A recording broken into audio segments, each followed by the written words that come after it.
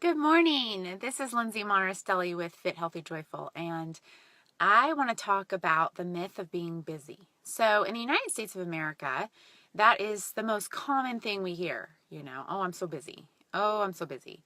And as if it's a good thing, okay? As if being busy is a good thing. So, if you look at statistics in regards to the United States, we are one of the wealthiest nations, yet health-wise, we're one of the sickest nations in the world. Okay, we have more resources, we have more money, and yet we are one of the sickest, not only physically but also emotionally. There's more people on antidepressants now than ever in the history of our world.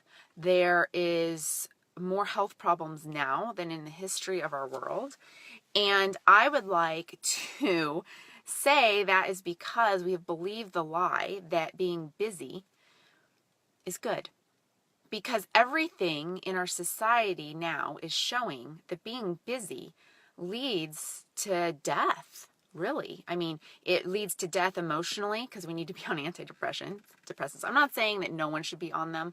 I'm just saying this is as proof that being busy isn't necessarily what considered a good thing. I think, and then physically, we run ourselves so busy that we end up having health effects because we weren't created to be so frazzled, right? And so I listened to a podcast months ago now, I think. Motivating Mom podcast with Lisa Drexman is amazing.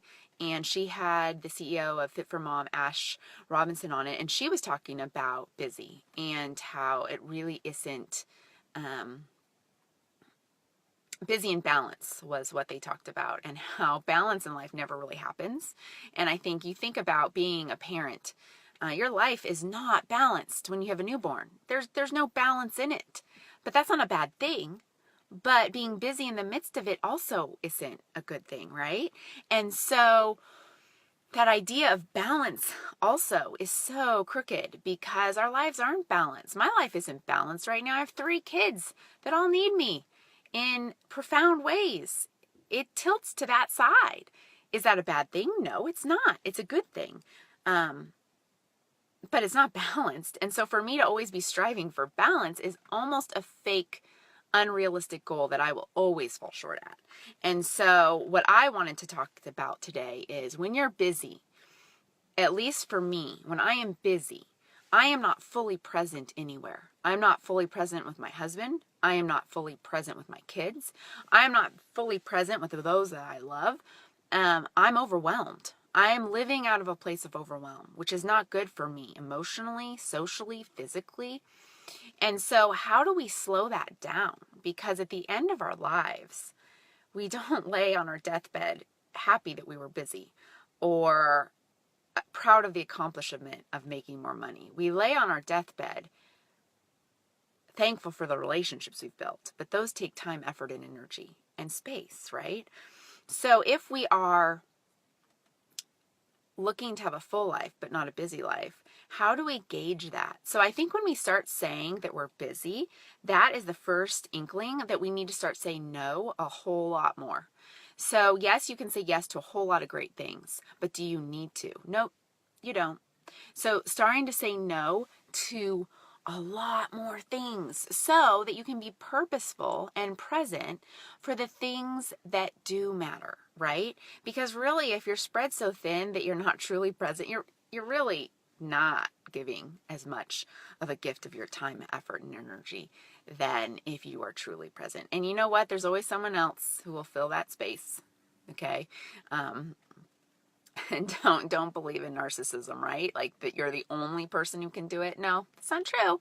You have a talent, you have a passion, but it can be used in so many different ways. And so if you're saying to yourself, I'm so busy, I'm overwhelmed, you wake up, you're stressed, that is a call to start saying no a whole lot more often, to give yourself the space to have the energy you want. If we're going to and from to so many things where we're just tired, that is a call to start saying no a whole lot more often. And so I went to a women's retreat this last weekend, and one of her, the speaker's talks was about lifting your eyes. And I think if we look out into the world, we can get very overwhelmed with where we're at right now.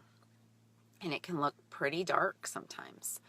But for me, when I look up and I know who my God is and his mercies are new every morning, there is a peace in that. And there's an abundance in that that is so beautiful, that calls us to a full life, but not a fragmented one, not one where we're half present, not one where we're trying to earn something, one where we can be, because you're beautiful in the being you. You're beautiful in the being you. And your family wants that. Your friends want that. That's what they need, right? That's what we all need, is those relationships. And if we're so disconnected, I think it leads to bad health in all areas of our life, socially, emotionally, spiritually, physically. And I would like to say that the idea that busy is a good thing, it's a lie. And let's stop believing it, right? And let's go against the grain and say, let's be more present. Say no to more things, yes to fewer things that are in your goals, in your priorities, so that we can truly care and love and be the person that we are truly designed to be, and not running off of fumes.